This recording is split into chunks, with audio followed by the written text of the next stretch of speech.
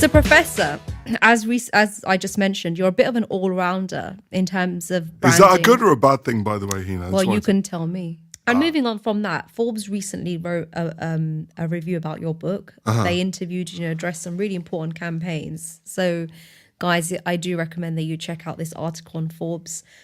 What stood out to me was one of the pictures was from Versace 2018 Malaysia campaign. Okay. And it had a mix of people and looks. And one model was wearing a hijab with a beret and a miniskirt and translucent tights.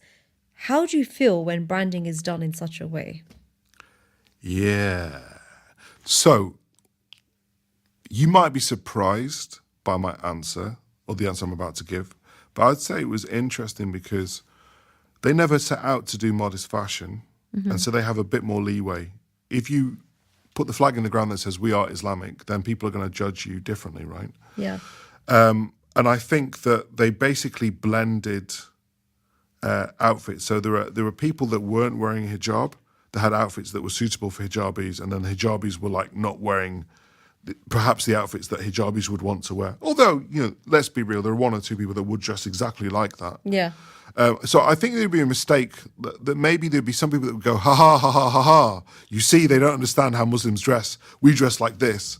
I think the point was that they've blended the outfits so that Muslims fit in a bit more. And actually, if you are the target audience, you see what you want to see. You think, oh, I like that, but I'm going to wear it with that. You don't see that as being a disconnect. If you're not that target audience, then all you see are mistakes and errors. So I actually quite liked it as an example because it was, in a subtle way, making a point.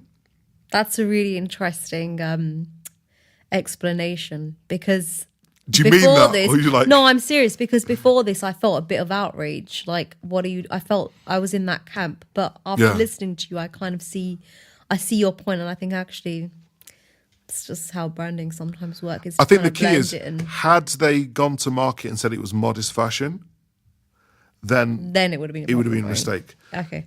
The problem is if somebody takes that image and then frames it in a vlog or something as modest fashion, then you run the risk of being attacked like that. But if it's just out there, there are lots of messages and images that we see on a day-to-day basis, and we don't see the errors in them. We just take what we want to take, right? It's like if you go to a supermarket, there are certain aisles that you don't go down. You think, damn, Tesco and their pork selling. Like, you just think, oh, okay, yeah, that's that aisle. I don't go there, I go there. Yeah. So you see what you want to see. And I think I've been quite lucky in what I do. I mean, being connected to like industry, but also like lecturing and traveling to different countries, it just helps to hit the reset button and to remind you like why you do things. And I came back from Bangladesh only about a week ago, and that was really cool because it just reminds you about how different people live.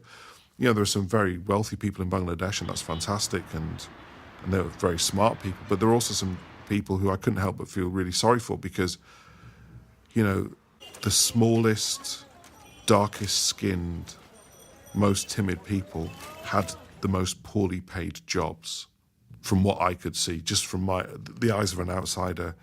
Or when you're in the airport and you're in a queue about to go on a plane and you see small young teenage boys with white baseball caps on from some construction company in the Gulf that they're about to go and work for. You think, man, I am so lucky to have been born in this country. Yeah. So Professor Wilson, thank you so much for this interview, and thank you so much for creating such a book called Halal Branding.